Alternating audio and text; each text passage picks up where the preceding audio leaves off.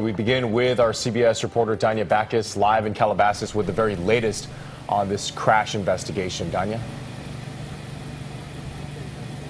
Good afternoon. As those tributes to Kobe continue around the world, the question remains, how did this happen? Federal investigators are now on the scene trying to determine a cause.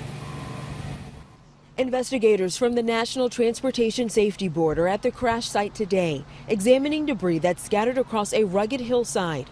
Officials say a fire after the deadly accident may have burned some evidence. It's a logistical nightmare in a sense because the crash site itself is not easily accessible. A helicopter carrying Kobe Bryant, his 13-year-old daughter Gianna, and 7 others went down in foggy conditions Sunday morning, killing everyone on board.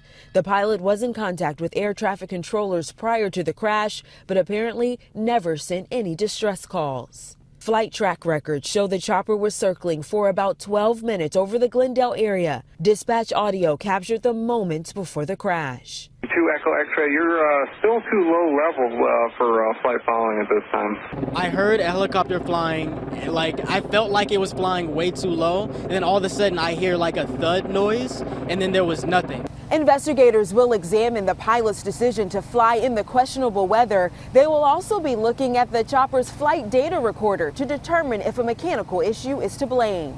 The chopper was a Sikorsky S-76, which is considered a respected high-end helicopter with a good safety record. It was traveling to Bryant Sports Academy in Thousand Oaks for a basketball tournament. The retired NBA superstar coached his daughter. A teammate, Peyton Chester, and her mother, Sarah, were also on the chopper, as was assistant coach Christina Mauser.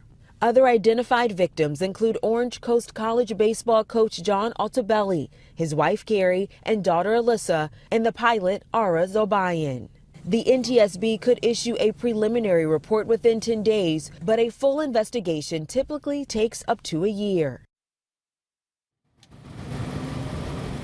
The FAA says the pilot was instrument rated. That means he was able to fly in worse than normal conditions. The NTSB is expected to brief us here in just a couple of hours.